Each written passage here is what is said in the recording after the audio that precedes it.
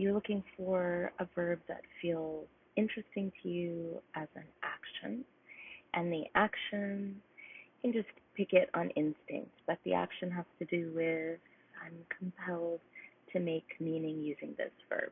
You don't have to think too hard.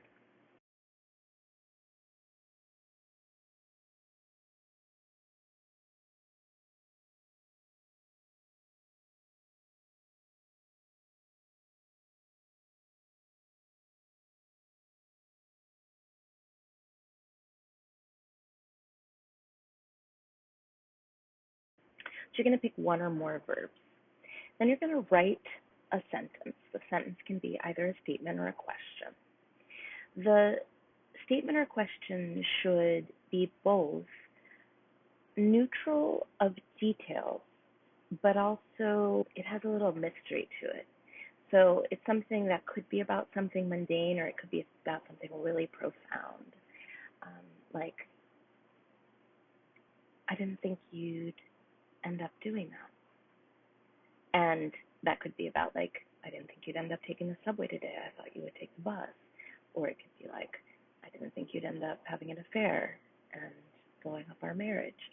So it should be something that, like, could be about a bagel, or it could be about grief. So you're going to make up that sentence, statement or question. Obviously, feel free to use the language that feels most comfortable to you. And then you are going to use that statement or question, and you're going to use your verb as the engine to get that statement or question out.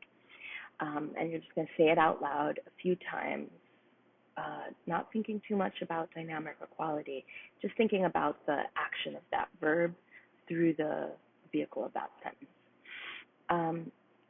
You're going to do just one verb. If you picked more than one verb, you'll do repeated patterns of this. So you pick one verb, say your sentence a few times, and you start to feel in your body just the qualities of what's happening. Don't analyze, don't name, don't diagnose. Just like, oh, I feel it. It's got this quality to it.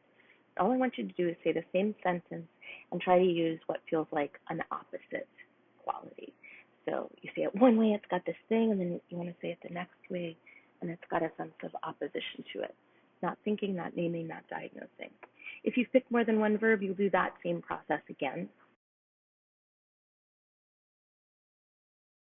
But I wanted you to remember that you've been using effort your whole life. You use effort every day, both in function and in expression. And the way you open a door, the way you brush your teeth, the way you say hello to your neighbor, all require effort, which is basically just dynamic. The only thing that we're doing is being able to exert a little bit more choice, and maybe control over how things come out. So that includes both the functional and the expressive. You may find that the way that um, you know, put a cap on something often means that the cap flies across the room, and you need to use a different quality to the way that you approach that object.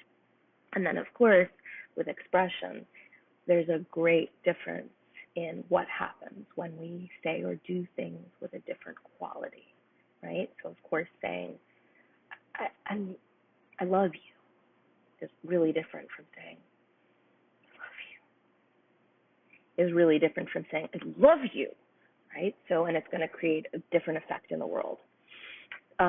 So I just wanted you to notice that naturally you had a complete and total ability to apply effort to language, which is through your body, and then even to find its opposite and reverse that, and to use different possible choices.